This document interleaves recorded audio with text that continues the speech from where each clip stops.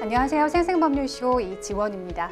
매주 수요일 생생법률쇼에서는 경제 이슈를 짚어보고 분석하는 시간 함께 하는데요. 권혁중 경제평론가 나와 계십니다. 어서 오세요. 네, 안녕하십니까. 네, 지금 이 방송은 유튜브를 통해서도 실시간으로 함께 방송되고 있습니다. 많은 시청 부탁드리고요. 유튜브를 통한 소통의 창구도 활짝 열어두겠습니다. 방송 중 궁금하신 질문들 올려주시면 저희가 답도 해드릴 테니까요. 많은 참여 부탁드립니다. 여러분은 지금 생생법률쇼와 함께하고 계십니다.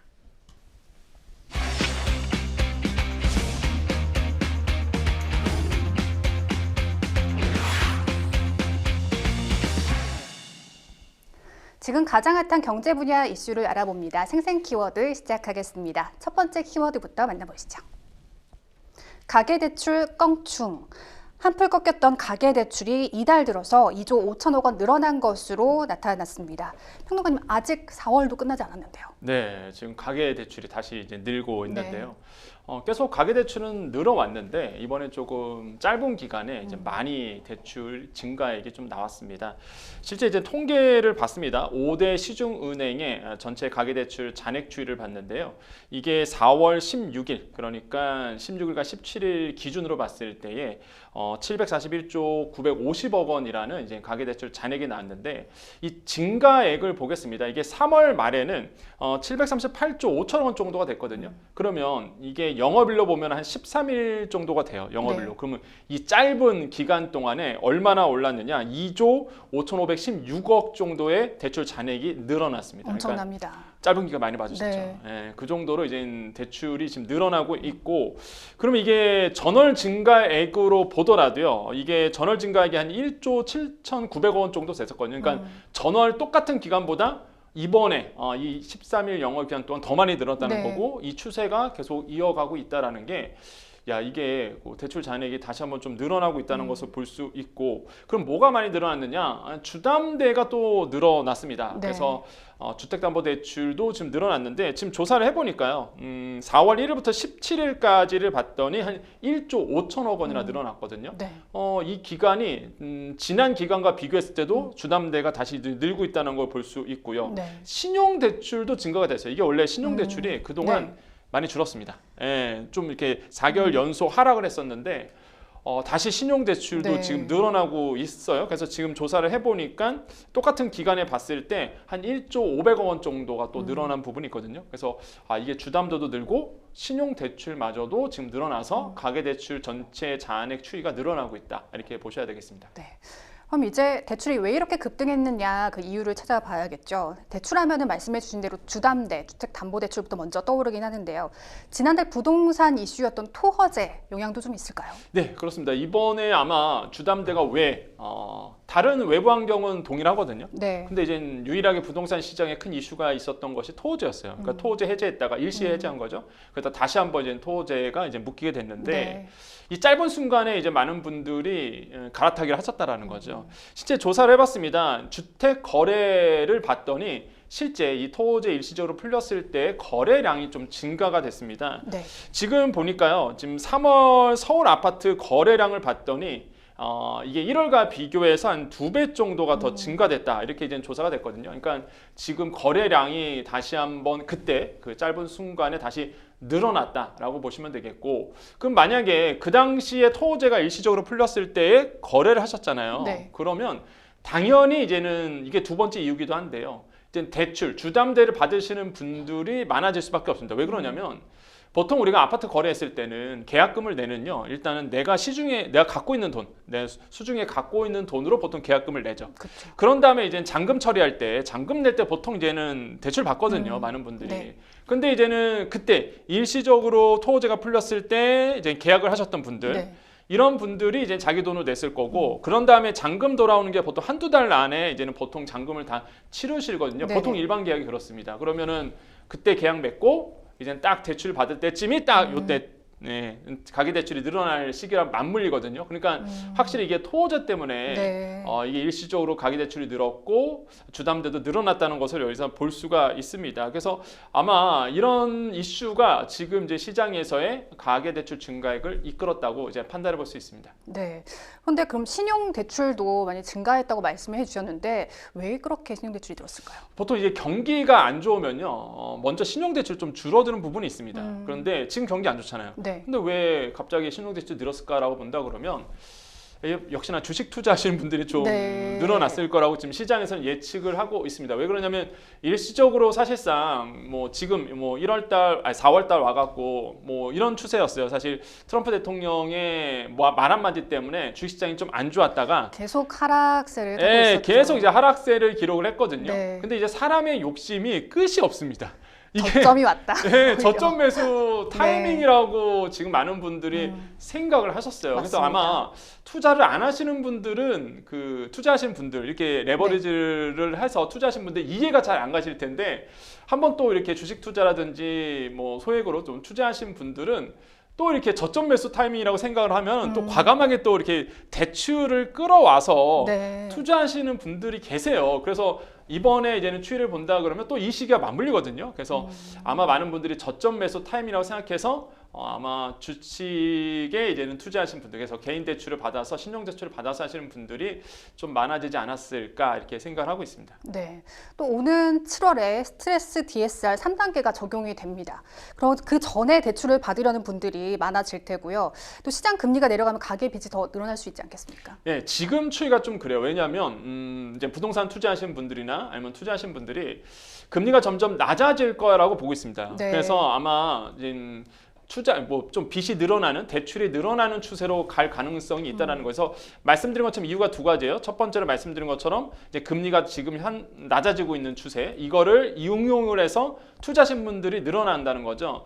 실제 이제는 우리가 코픽스 금리라고 있습니다. 이제 네. 코픽스 기준이 있는데 이게 변동 금리의 기준이 돼요. 그래서 이 코픽스 기준이 지금 보니까요. 2월보다 0.13% 포인트 정도 더 낮아졌습니다. 그러니까 이게 계속적으로 낮아지다 보니까 그럼 변동 금리도 주담대 변동 금리도 앞으로 낮아질 거야라는 생각이 드시는 거죠. 그래서 좀 이렇게 발빠르게 움직이신 분들은 지금 아마 부동산 시장을 좀 조금씩 녹화하신 분도 있고 특히 부동산 시장은 지금 완벽하게 양극화되어 있습니다. 네. 그러니까 강남과 용산, 강남 3구와 아니면 과천까지, 그 다음에 이제 성남 일부, 이렇게 뭐 강동을 떠넘어서 하남까지 이렇게 이런 쪽만 사실 좀 반응이 있고요. 나머지는 사실 크게 변함이 없는데, 그러니까 이렇게 좀 상급지로 이동하시는 분들이 좀 나오고 있거든요. 네. 그래서 이런 레버리지를 이용하시는 분들이 많아지고 있다. 그래서 이런 점들이 아마 금리가 낮아지니까 이동해야 되겠다라는 분들이 좀 늘어나고 있고, 두 번째로는 앵커님이 말씀하신 것처럼 이제는 7월부터 스트레스 DSR 3단계가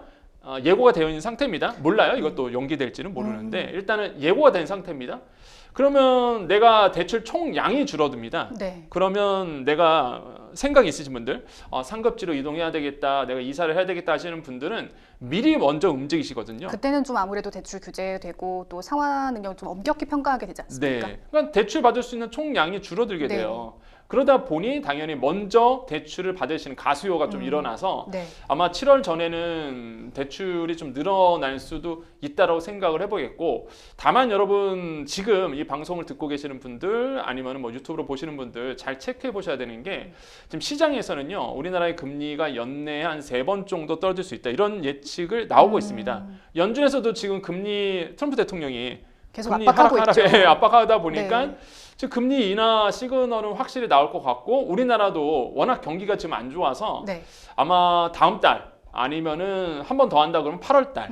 그래서 2월 달에 이미 했고요. 그럼 2, 5, 8 이렇게 이제는 금리를 인하할 수 있다라는 얘기가 점점 많이 나오고 있거든요. 그러면 일단은 조금만 더 기다리셔도 아마 더 낮은 금리로 대출을 받을 수는 있을 거다. 다만 정부의 정책이 바뀔 수는 있습니다. 그러니까 금리가 계속 기준금리 내려가면 부동산 대출이 늘어나잖아요. 네. 그럼 정부가 또 규제를 들어갈 거라고요. 그렇겠죠. 예, 그래서 이런 뭐 변수는 있겠지만 그래도 추이를 본다 그러면 조금 더 낮은 금리로 이제 갈아탈 타이밍은 분명히 온다. 그래서 그 타이밍을 제가 보기에는 5월과 6월이 저는 조금 적정한 타이밍이 아니겠느냐 이렇게 보고 있습니다. 그럼 지금 당장 서두를 필요는 없다는 말씀이시죠? 네, 그렇죠. 일단은 지금 알아만 보시고 네. 만약에 내가 정말 이사를 해야 되겠다, 대출을 받아야 되겠다 하신 분들은 5월이나 6월 정도의 대출을 알아보시면은 아마 지금보다는 조금 더 낮은 금리로 아마 상품을 보지 않을까 이렇게 보고 있습니다. 네.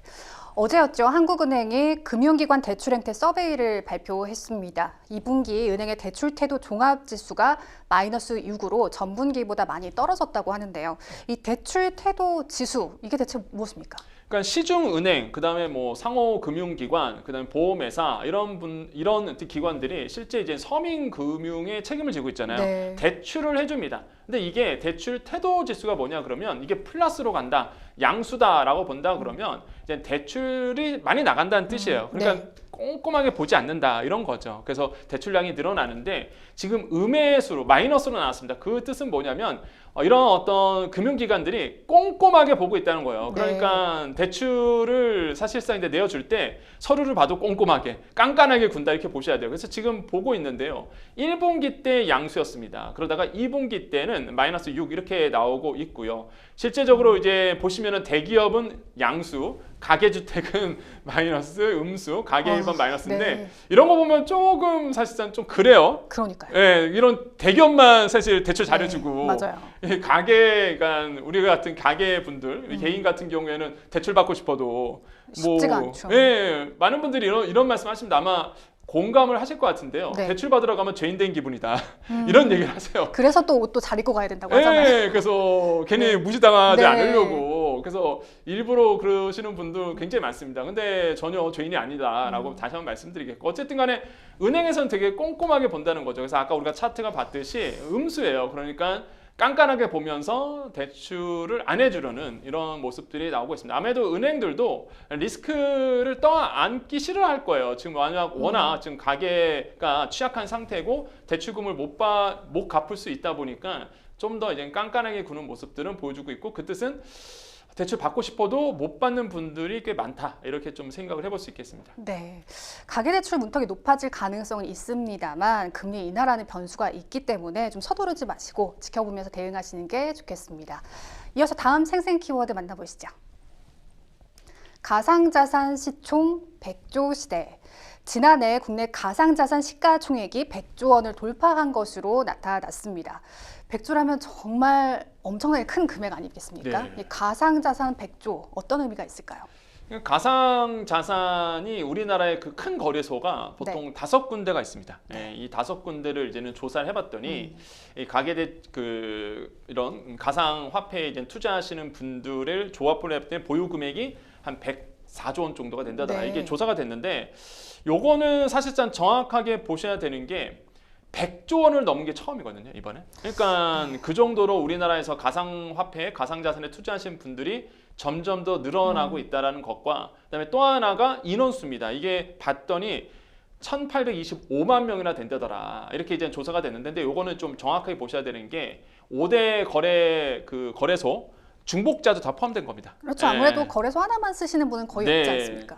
근데 중복해서 한 1,800만 명 정도 돼요. 우리나라가 네. 5천만 명 조금 넘어가는데, 그렇다고 보면 뭐 정말로 뭐 4분의 1이 뭐 이런 거냐, 그런 건 아니고요. 중복자도 있다라는 거. 하지만 그만큼 많다는 거죠. 그만큼 이제 가상자산에 투자하신 분들이 점점 더 늘어나고 있고, 아무래도 그런 것 같아요. 일단 지금 상황을 본다 그러면 지난해 하반기 때 사실 이제 가상화폐를 둘러싼 환경 자체가 좀 우호적으로 바뀐 부분이 있었거든요. 그때 다 기억하실 겁니다. 맞습니다. 가상자산 해야 된다, 뭐 화폐 투자해야 된다, 뭐 규제 풀린다더라, 뭐 이런 분위기가 느껴지다 보니까 많은 분들이 그래서 투자에 들어가서 와, 우리나라에서 100조 원의 보유 금액이 100조 원이 넘어갔다. 그래서 많은 분들이 투자하고 있구나라는 걸 우리가 생각해 볼 수 있습니다.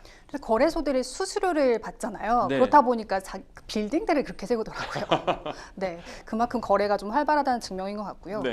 이 작년에 트럼프 미국 대통령이 선거에 승리했잖아요. 이게 트럼프 대통령의 후보 시절부터 가상자산에 아주 우호적인 입장이었기 때문에 아무래도 좀 영향이 있었을 것 같은데 어떻습니까? 이게 실제 통계에도, 그러니까 숫자로도 잡혔습니다. 네. 이제 트럼프 대통령이 그 당시 후보 시절에 대통령이 될 가능성이 높아진다, 이렇게 얘기가 나오면서 이제 가상자산 투자하시는 분들이 늘어났는데, 작년 10월 말에는요 우리나라의 가상자산 총 보유액이 58조 원이었습니다. 근데 아까 말씀드린 것처럼 지금 100조 원이 넘어섰잖아요. 그러면 이 짧은 순간에 사실상 2배가 더 늘어난 거죠. 네. 근데 왜 이렇게 급하게 늘어났느냐?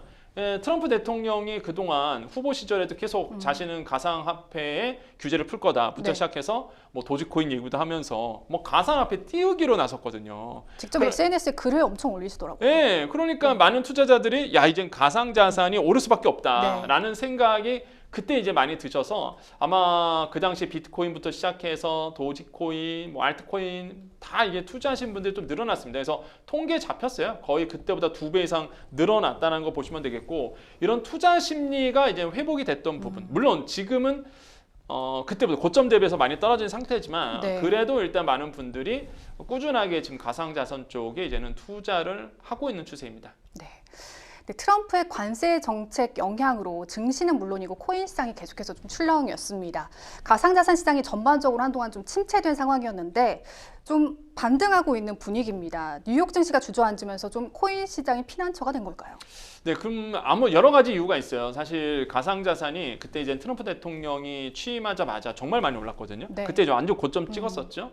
그래서 비트코인 같은 경우에도 사실상 이제 고점 찍고선 우리 돈으로 보면 그때 한 1억 4천까지 갔었단 말이에요. 방송 그래서 중에서도 계속 언급을 해드렸듯이 계속 올랐죠. 계속 올랐는데 한동안 또 쭉 빠졌습니다. 네. 아무래도 이제 관세 이슈 때문에 경제 불확실성이 느껴지면서 뭐 뉴욕 증시 빠지면서 가상자산, 화폐 시장도 크게 이제는 출렁였었는데 최근 들어와서 좀 일부 이제 소폭 만회를 했습니다. 네. 그래서 이제 비트코인도 한 8만 8천 달러 정도 지금 이제는 조금 넘어갔고요.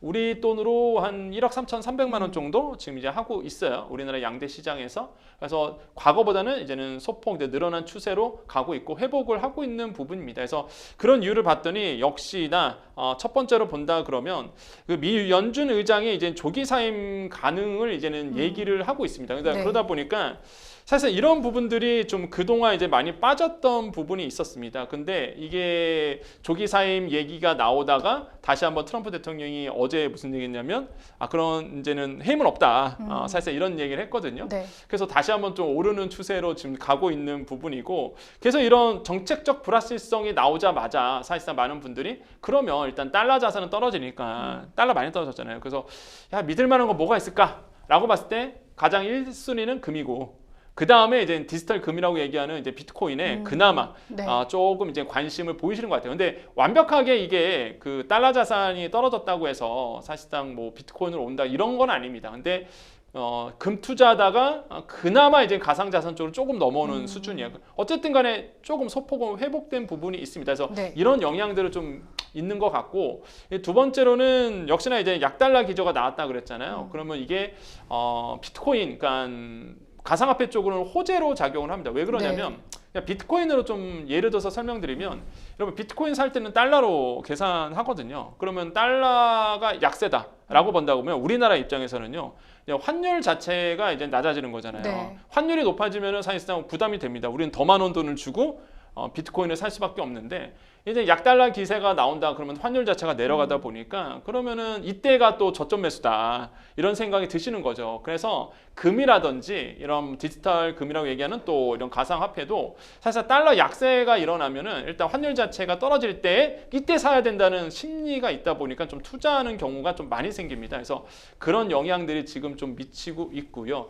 환율은 지금 많이 떨어지 과거보다 네. 많이 떨어진 상태입니다. 며칠 전만 하더라도 1,480원대 4월 9일 기준으로 1,480원대 찍다가 지금 한 1,420원대 이렇게 떨어지다 보니까 뭐 지금 아마 금이라든지 투자를 해야 되겠다는 분들이 좀 일어난 것 같아요. 그래서 이런 점들이 이제 시장에 영향을 미치고 있고 근데 다시 한번 말씀드리지만 환율 자체는 언제든지 출렁일 수 있고요. 그다음에 또 하나가 비트코인은 이제 가상화폐는 공부가 되지 않는 분들은 웬만하면 그냥 보지 않는 게 좋지 않을까라고 보고 만약에 본인이 가상화폐에 대해서 충분히 공부가 돼 있고 난 투자를 많이 해본 경험이 있다 그러면 그때 와서 들어와도 늦지 않는다. 네. 그래서 너무 조급하게 생각할 필요도 없고 공부를 하신 다음에 들어오시라. 왜? 이유는 단 하나다. 변동성이 너무 심하기 때문에 멘탈적으로 좀 붕괴가 일어나신 분들이 너무 많아요. 제 주변에도. 네. 네. 사실 뭐 비트도 비트지만 알트코인 투자자들이 정말 많으시잖아요. 너무 이게 많죠. 미국 대선 이전 수준으로 거의 반토막 네. 난 코인을 갖고 계신 네. 분들 많을 텐데 네. 사실 어제 새벽에 이제 다시 알트의 불장 시대가 도래했다 네. 이렇게 보시는 분들이 많아졌거든요. 아마 오늘 차트 보셨으면 네. 아셨을 거예요. 알트코인들이 어떤 알트코인 같은 경우는 7% 이상도 오르고요. 네.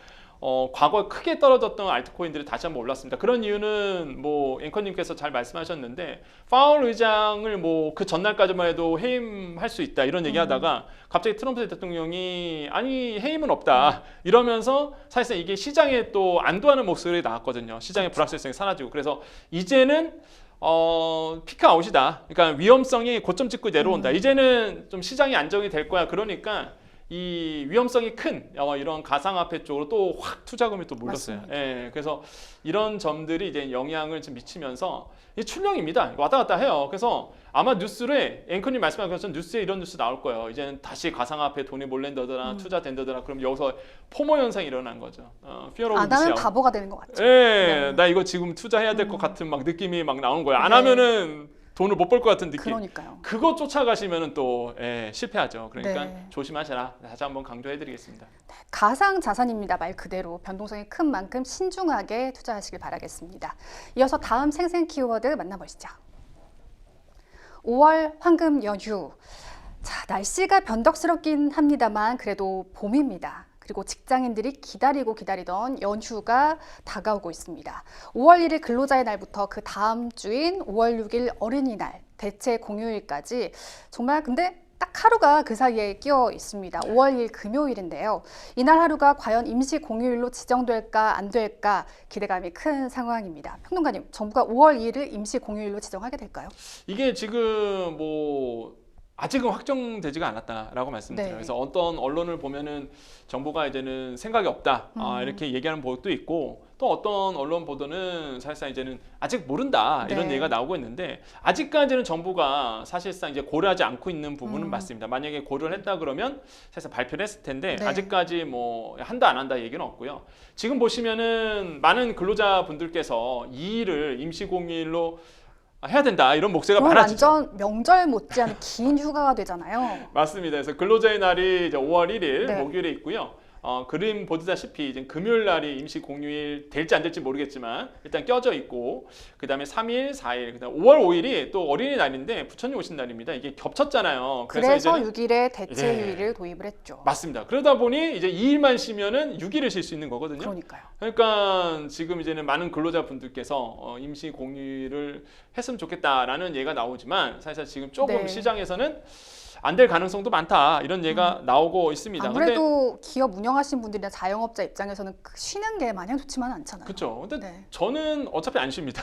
그래서 네. 뭐 공휴일이 됐든 안 됐든 간에 근데 저 같은 분들이 많아요. 그렇죠. 왜 5월 1일 날 근로자의 날인데 네. 사실상 근로자의 날에도 일하시는 분들 꽤 많습니다. 맞습니다. 많고요. 그다음에 토요일도 일하시는 분들 생각보다 많아요. 쉬지 않으신 분도. 그래서 저는 뭐 사실 이 일이 임시 공휴일 됐든 안 됐든 간에 큰 영향은 없는데 네. 근데 일단 직장 다니시는 분들은 이게 큰 엄청난 이슈죠. 그런 것 같아요. 어우 쉬면은 6일을 쉬어버리니까 네. 그래서 좋을 텐데 어쨌든 간에 지금 상황은요 일단 약간 부정적으로 가고 있는 것 같아요. 아쉽지만 해서 아직 얘기가 안 나오는데 이게 만약에 임시 공휴를 된다 그러면 이게 순서가 있습니다. 일단 공식적인 이걸 거쳐야 되는데 여당과 기재부가 만나서 협의를 먼저 거쳐야 되고요. 네. 그 협의를 거쳐서 국무회의 안건으로 올라가야 됩니다. 국무회의 안건으로 올라간다 그러면 이 심의를 통해서 이제 결정을 하게 되는데 이 순서대로 가야 되는데 그냥 되는 게 아니니까. 네, 근데 이게 시간이- 아직 뭐 회의 거친 것도 없고 그쵸. 뭐 회의 들어간다는 얘기도 없고 그래서 네. 시간이 좀 걸리는 일인데 당장 돌아오는 이제는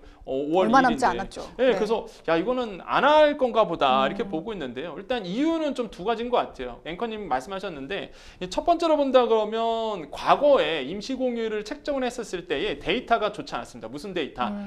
사실 임시공휴를 한다는 명목은 그겁니다. 명분은 소비를 좀 진작시키려고. 그러니까요. 예, 이게 네. 쉬면은 돈 쓸 거 아니냐 국내에서 이게 사실상 명분인데 이게 명분이 조금 희석이 됐죠. 왜 그러냐면 실제 아시겠지만은 설 연휴 때 그 당시에도 이제 조사를 해봤더니 네. 오히려 사실상 이 설 명절 통해서 되게 길었잖아요. 근데 이때 내국 그러니까 여행, 그러니까 인바운드 여행 가시는 분들보다 외국으로 해외로 떠나시는 분들이 많았군요. 예, 해외로 많으신 분들이 생각보다 너무 많았던 거예요. 그래서 이걸 조사를 해봤더니 네. 전년 동월 대비해서 한 9.4% 정도가 이제 더 증가됐다고 합니다. 그래서 지금 보면 전년 동월 대비 7.3%, 전월 대비로 본다 하면 9.4%. 그래서 이게 해외로 가시는 분들이 생각보다 많다는 거죠. 그럼 5월 2일이 임시공휴일로 지정이 되면 당연히 좀 긴 연휴니까 네. 직장인들 입장에서는 좀 해외로 떠나시려는 분들이 더 많지 않을까요? 그렇다 그렇죠. 보니까 좀 지정이 더 어렵겠네요. 예, 그래서 아마 정부가 고민인 거예요. 왜냐하면 이걸 임시공휴일로 해버리면은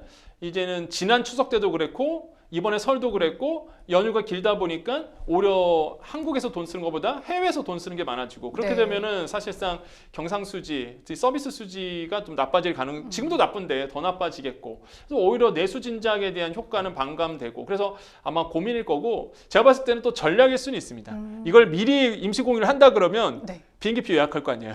그래서 아마 좀 시간이 돼서, 조금, 네. 아마 좀 시간 끌다가 이제 목적은 내수니까 그러니까. 그러면 좀 시간 끌다가 네. 일단 딱 비행기표 예매를 못 하게끔 한 다음에 딱 임시공휴일을 발표하면 어쩔 수 없이 그냥 내국 여행 하셔야 되거든요. 아마 고도의 또 전략일 네, 수도 있어요. 그럴 수도 있겠네요. 네, 그래서 일단은 그럴 수도 있고요. 일단은 그 두 번째 이유는 일단 말씀하신 것처럼 자영업자의 부담이 가중되죠. 왜냐면 사실상 이제는 뭐 쉰다 그러면은 저도 이제 여의도 있다 보니까 뭐 썰렁합니다. 네. 뭐 이런 상업지구 특히 뭐 강남, 광화문, 여의도 우리 서울의 3대 상업지구인데 진짜 뭐 토요일 뭐 주일 되면 썰렁해요. 정말 뭐 쥐 죽은 듯이 고요하죠. 네, 여의도 썰렁합니다. 같은 그러니까 경우는. 상권이 아예 그냥 쉬어버리거든요. 그래서 그러니까 자영업자에 대한 부담이 클 수밖에 없어요. 이게 공휴일되면 오히려 돈을 더 안 쓴다. 네. 그래서 아마 이런 고민들도 있다라는 거죠. 그래서 이런 점들이 지금 임시공휴일에 대한 부정적 요인으로 이제 작용을 하고 있습니다. 네, 지금 먹고 살기 힘들다는 소리가 계속 나오고 있고 소비 심리가 굉장히 위축된 상황인데요. 과연 5월 2일이 임시 공휴일로 지정이 될지는 계속해서 좀 지켜봐야 할 것 같습니다. 지금까지 생생 키워드 만나봤고요. 저희는 뉴스픽스로 다시 돌아오겠습니다. 여러분은 생생 법률쇼와 함께하고 계십니다.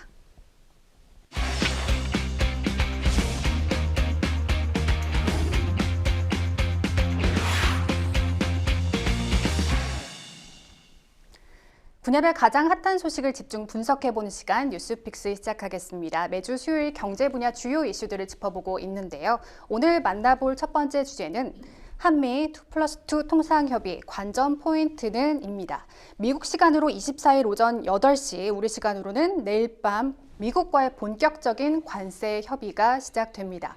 우리 측에서는 최상무 경제부총리 겸 기재부 장관, 또 안덕근 산업부 장관이 참석하는데요. 어떤 의제가 테이블에 오르게 될까요? 일단 지금 이번에 이제는 미국에서 2+2죠. 네. 그러면 이제 경제와 그다음에 통상, 한마디로 이제 재무장관과 통상장관이 이제는 미국 측 2명, 우리 측 2명에서 2+2 이렇게 만나게 됩니다. 이게 네.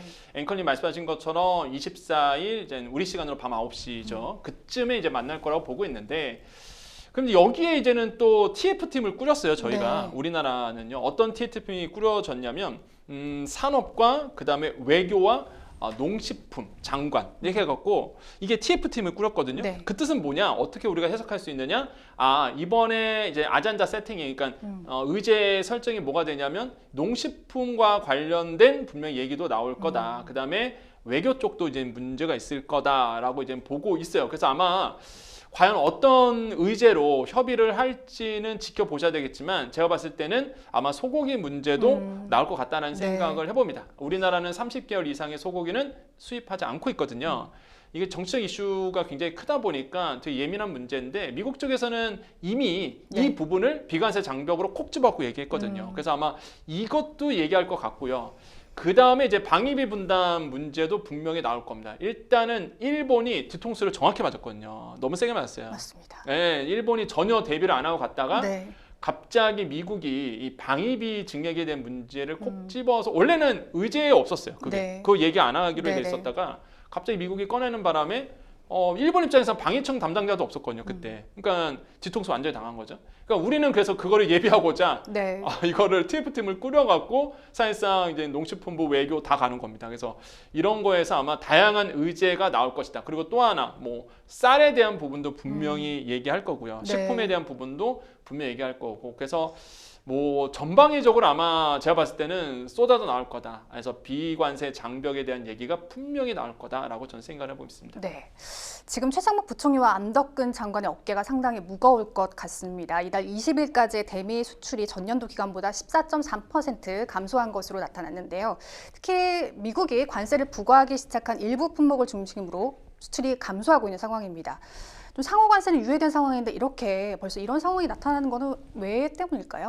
일단 관세가 어느 정도 좀 영향을 미쳤다고 전 생각을 해봐요. 일단 관세청에서 이제 통계를 냈는데 지금 보니까 4월 1일부터 20일까지의 수출이 이제 5.2% 줄었습니다. 이건 전체 수출이에요. 네. 근데 이 중에서 봤더니 대미 수출이 크게 감소가 됐습니다. 아까 우리가 자막에도 나왔지만은 14.3% 정도가 대미 수출에서 좀 줄어들었는데, 근데 이미 아시겠지만 자동차 같은 경우에는 자동차 부품이 아닙니다. 자동차는 이미 25%의 관세가 책정되고 있습니다. 그다음에 철강도 마찬가지고요. 그래서 일단 다른 품목은 상호 관세가 유예가 돼서 네. 일단 보편 관세 10%만 적용되고 있지만, 일단 자동차와 이런 품목을 정확하게 지정했던 거는 이미 지금 관세가 25% 책정됐거든요. 이게 이미 지금 되고 있습니다. 그러다 보니까 물론 날짜는 짧지만 이제 적용을 지금 되고 있다 보니 영향을 지금 줬을 거다라고 보고 있고요. 네. 그러다 보니까 결국에는 이렇게 미국에서 얘기하고 있는 이런 품목 관세에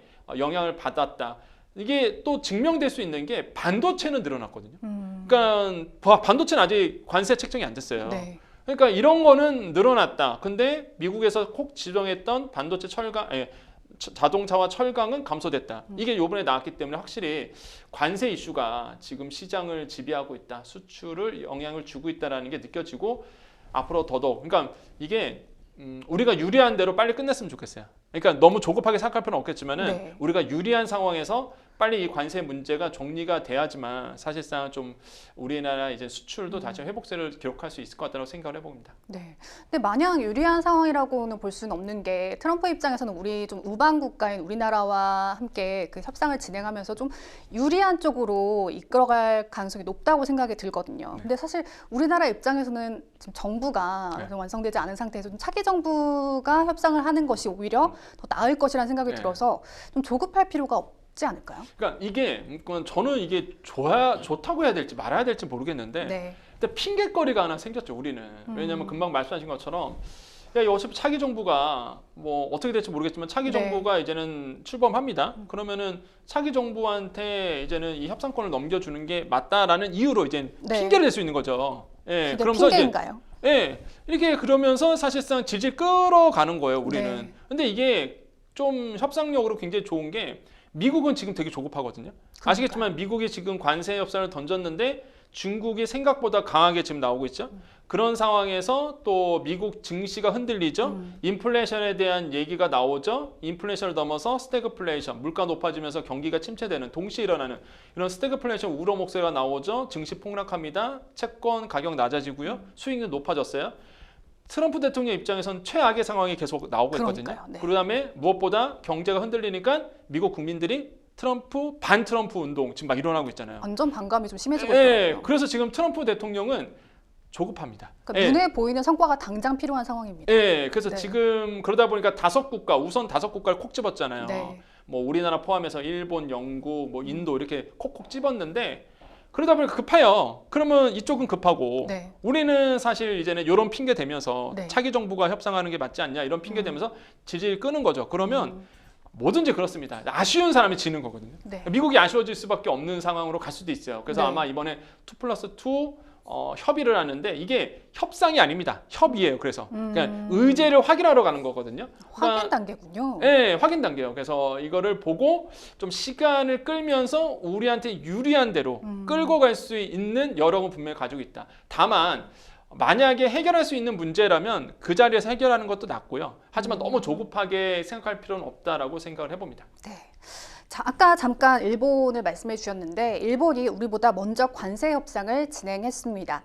트럼프 대통령이 직접 나서서 주일 미군 주둔 경비 분담액이나 미국산 자동차의 일본 내 판매량 개선을 요구한 상황입니다. 좀 트럼프 대통령이 적극적인 이유가 중국의 거센 대응이나 또 시장 불안, 앞서 말씀드렸다시피 미국 내 반 트럼프 시위 등으로 조급하기 때문이다. 이런 해석도 있는 상황이거든요. 네, 그러니까 일본이 사실상 지금 뭐 일본 내에서도 뭐 비판의 목소리가 나와요. 네. 그러니까 너무 굴욕적인 거 아니냐라고 봤는데, 근데 그럴 수밖에 없는 게, 그러니까 트럼프 대통령이 원래 사실 이 실무 회의 때 사실상 뭐 나타나기로 약속한 것이 없어요. 근데 갑자기 실무회의 하기 전에 백악관에서 갑자기 깜짝 등장해서 실무회의하기 직전에 얘기를 막 나눴거든요. 네. 일본 대표단과. 그러면서 나왔던 게 방위비 얘기고 뭐 잘 해결될 거다 이렇게 뭐 본인의 또 SNS에 옮기다 보니까 일본 입장에서는 굉장히 당황스러웠었어요. 좀 외교상 결례를 범한 것 같다는 네. 생각도 드는데 그게 네. 지금 신경 쓰이지 않는 거죠, 트럼프 입장에서. 트럼프 대통령의 전략이죠. 네. 그냥 강하게 이제 압박을 해서 이미 일본이 양보했다는 듯한 뉘앙스를 던지니까 네. 일본 입장에서는 굉장히 당황스러웠는데, 그러니까 이런 겁니다. 그러니까 먼저 이런 그 뭐 우선 5개 나라가 있다 그랬잖아요. 그거 먼저 다 해결하고 우리가 맨 뒤에서 하면은 네. 이게 트럼프 대통령의 전략이 눈에 보이는 거죠. 그래서 이번에 우리가 다 준비하고 가는 거거든요, 사실. 네.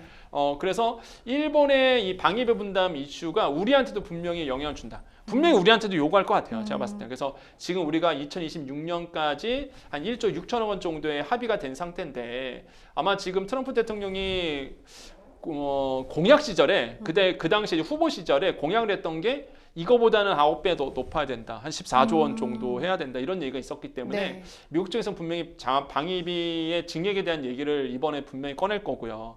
이제 이런 점들이 이제는 우리가 어느 정도 내어줄 수 있는지 이런 것도 이제 따져보셔야 되겠고, 그래서 이번에 이제는 일본 사례를 봐서 우리가 이제 준비를 잘 했을 거라고 저는 기대를 해보겠습니다. 네.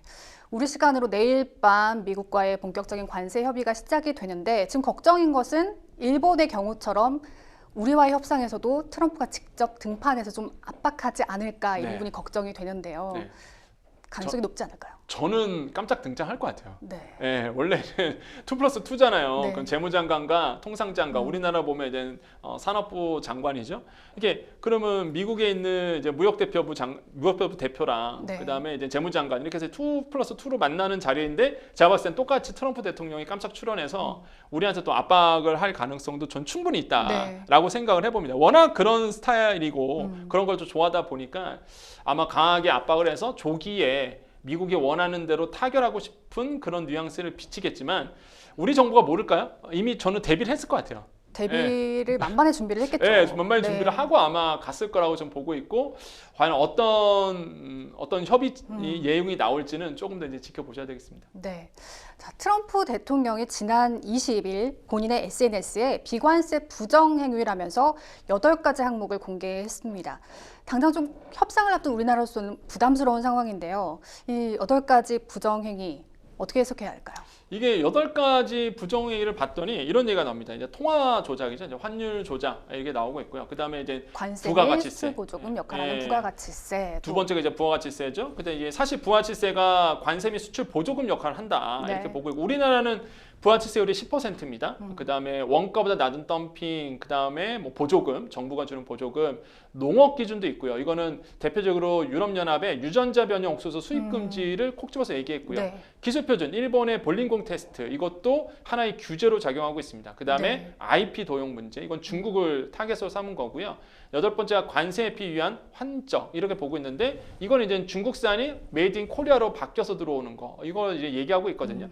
그러니까 사실상 이런 8가지를 지금 얘기하고 있는데, 그러니까 이게 여기서 우리가 조금 고민스러운 게 환율 부분과 네. 그다음에 이제는 부가가치 부분이거든요. 네. 그다음에 이제는 중국산이 우리나라로 이제 바꿔서 들어오는 거, 그냥 돌려서 우회 수출하는 부분, 이런 것도 좀 눈에 좀 걸립니다. 그래서 아마 이런 부분을 아마 문제 삼을 거라고 저는 생각을 하고 있어요. 네. 특히 이제 산업 규제 같은 것도 트럼프 대통령이 얘기하고 있는 게 이제 디지털 규제 같은 거. 왜 구글 규제하냐? 구글 같은 경우에는 구글 맵 지도 서비스 여러분 다 아시잖아요. 네. 그거 근데 고해상도로 제공하지 않습니다. 우리나라가 그거 허용을 안 해줬거든요. 네. 근데 이걸 허용하라 이거죠. 미국 측에서는. 그리고 이런 거에 대해서 디지털 규제에 대해서도 아마 얘기를 할 것 같고, 저작권에 대해서는 끊임없이 얘기했던 부분이고, 그래서 이렇게 이제는 8가지에 대해서 분명히 압박을 할 거고, 이걸 과연 우리가 어떻게 대처를 했을까? 그래서 우리나라 입장은 그겁니다. 일단은 안보와 그러니까 이제 방위와 외교는 따로 간다. 네. 이거를 이제 차별해서 설명하겠다. 그다음 두 번째는 지금 미국이 오해하고 있는 것들, 잘못 알고 있는 것들을 네. 가서 설명하겠다. 이런 거거든요. 그래서 이런 전략들을 가지고 지금 이제는 미국에 가 있다라고 생각을 해보겠습니다. 네, 일본의 경우처럼 미국 측이 이번에 방위비 조정 이슈를 정식으로 제기할지도 주목이 됩니다. 최근 한덕수 대행과 통화를 했는데요. 트럼프 대통령이 방위비 분담금을 거론하면서 원스톱 쇼핑 협상을 요구했습니다. 우리 정부 어떻게 대응하게 될까요? 그러니까 원스톱 쇼핑이라는 의미는요. 일단 관세로 인해서 관세 이외의 것들도 현안에 대해서 같이 묶어서 풀어버리겠다라는 것이 트럼프 대통령이 말하는 원스톱 쇼핑. 뭐 우리 경제로 본다 그러면 패키지 딜이라고 네. 보통 얘기를 하죠. 묶어서 이제는 처리하는 건데 과연 우리 기존은 그렇습니다. 아까 말씀드린 것처럼 안보 부분과 그 다음에 이제는 통상 부분은 별개의 트랙으로 이제는 논의를 한다는 게 우리의 기본적인 전략입니다. 네. 근데 자꾸 트럼프 대통령은 이걸 하나로 묶어서 하려고 하죠. 하나로 묶어서 처리하려고 하는 거예요. 한마디로 관세라는 이제 지렛대를 삼아서 안보 측면, 한마디로 방위비 더 내놔라. 이거를 이제는 끌어내기 위해서 지금 애쓰는 모양인데 네. 일단 우리의 기초적인 거는 분리해서 얘기한다. 그런데 트럼프 대통령은 계속적으로 요구하니 제가 봤을 때는 어느 정도 방위비 분담에 대해서 증액을 우리가 좀 양보하지 않을까 저는 생각을 해요. 네. 그래서 차라리 방위비 분담은 소폭을 더 주더라도 일단 한미 FTA를 기조는 좀 유지하게끔. 그러니까 품목은 어쩔 수 없습니다. 이제 뭐 자동차 관세라든지 철강 관세는 25%에서 인하를 좀 시켜서 네. 합의를 보고 그 다음에 이제는 뭐 다른 거는 한미 FTA 기준으로 그 기조는 계속 이어서 가고. 그래서 이런 식으로 아마 개정이 되지 않을까. 그 정도에서는 아마 좀 풀어지지 않을까라고 좀 생각을 하고 있습니다. 네. 알래스카 액화 천연가스 프로젝트 참여 협상도 급물살을 타게 될지 궁금한데요. 이 투자액이 수십조 원이 될 것이라는 전망이 있는 상황입니다. 미국 내에서도 이 사업성을 두고 얘기가 많습니다. 우리로서는 좀 신중할 필요도 있어 보이는데요. 네, 한 가지만 딱 말씀드릴게요. 네. 일단 미국에 있는 거대 오일 머니, 일단 오일 기업도 이 알래스카 가스전에서 손 떼고 나왔습니다. 예. 이게 손 떼고 나오는 사업이에요. 명확하네요. 너무 어렵기 때문에 네. 투자 금액도 막대할 뿐더러 리스크가 굉장히 큽니다. 얼어있는 땅에 거기 가스관을 심는다는 게 쉬운 일은 아니잖아요. 그러니까요. 예, 그러다 보니 손 떼고 나온 사업에 트럼프 대통령은 계속적으로 하고 싶어하고 미국 정부는 왜 한마디로 코는 풀어야 되겠는데 네. 내 손으로 풀기 어려우니 그래서 이제는 좀 다른 나라에 예, 일본, 대만, 네. 우리나라 딱 이 세 나라를 콕 집어갖고 네. 투자해라라고 이제 얘기를 하고 있는 거고. 그래서 이제 우리나라는 고민이 큰 거죠. 이게 투자를 해야 될지 말아야 될지. 근데 이제 좋은 방법은 직접 가서 뭔가 일을 해주거나 그런 것보다는 그냥 돈으로 간접적으로. 그렇다고 간접적으로 이제 지분 투자 정도로 아마 이 가스전에 참여 의사를 밝히면서 네. 다른 것을 좀 이끌어내지 않을까라고 보고 있고요. 이런 점들은 충분히 뭐 고려해 볼 만한 상황이라고 생각해 봅니다. 네. 트럼프 대통령이 어제까지 파월 연준 의장을 사퇴 압박하는 발언을 했다가 미국 시간으로 오늘 새벽 좀 해임할 의사는 전혀 없다고 한 발 물러섰습니다. 트럼프가 왜 연준을 이렇게 쥐락펴락하는 걸까요? 이것도 또 한마디로 말씀드릴게요. 네. 트럼프 대통령은 약달러를 원합니다. 지금 너무 달러가 이제 강했었어요 그동안. 네. 강달러였는데 트럼프 대통령의 공약을 실행하려고 그러면 네. 약달러가 나와줘야 돼요. 그리고 금리 인하가 돼야 됩니다. 그러니까 이게 두 가지가 완성이 돼야 되는데 저는 이제 트럼프 대통령이 큰 틀에서 움직이고 있다고 봐요. 결국에는 지금 약달러 되고 있거든요. 네. 아시겠지만 달러 인덱스, 그러니까 주요 통화 6개 대비해서 달러의 가치를 표현하는 이 달러 인덱스가 100 이하로 떨어졌습니다. 100 이하보다 낮다? 그러면 약달러. 100 이상이다? 그러면 이제 강달러 기조로 가고 있다. 이렇게 이제 해석할 수 있는데 이게 108까지 갔다가 지금 99 이렇게 나오고 있거든요. 그러니까 달러가 약세 쪽으로 쪼여서 움직이고 있다라는 거죠. 이런 그 뜻은 뭐냐면 달러에 대한 신뢰가 떨어지고 있다라는 거예요. 그거를 네. 의도적으로 지금 계속적으로 트럼프 대통령이 만들어가고 있다라는 것과 그 다음에 이제는 금리가 그러면 떨어져야 되는데 뭐 파월 의장이 뭐 행정부에서 하라고 해서 금리를 떨어뜨리겠습니까? 연준 의원들이? 그렇진 않거든요. 그러니까 노골적으로 지금 파월 의장에 대해서 불만을 하는데 재밌는 사실은 이 파월 의장을 누가 지명을 했느냐?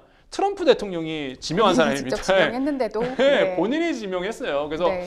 사실상 바이든 행정부 때 재신임 받아서 연임이 된 건데 이제 와서 또 나가라 해임해야 된다 이렇게 하고 있는 거고요. 뭐 그 말은 또 주워 담았지만은 어쨌든 간에 계속적으로 반복을 하고 있고 그래서 금리 인하되는 거는 트럼프 대통령이 원하는 한 거고 파월 의장이 그 키를 잡고 있는데 계속 지켜보겠다라고 얘기하니 트럼프 대통령 입장에서는 답답한 거죠. 네. 그런 상황으로 좀 가고 있고요. 근데 결국에는 금리 인하 단행될 수밖에 없을 겁니다. 이게 2018년도도 그랬어요. 트럼프 1기 때도 그때 트럼프 대통령의 전략이 정말 무서웠던 게 본인의 SNS에다가 금리 직접 인하할 거다. 올리잖아요. 네, 금리 인하할 거다라고 네. 막 남겼어요. 그러니까 시장이 이 금리 인하할 거라고 예측을 하고 그쪽으로 다 쏠려갔거든요. 그러니까요. 그리고 파월 의장이나 아니면 연준 입장에서 이미 다 금리 인하에 대비해서 다 시장이 움직였는데 이 상황에서 금리 동결하거나 인상할 수는 없거든요. 그러니까요. 따라갈 수밖에 없었어요. 그래서 이번에도 똑같습니다.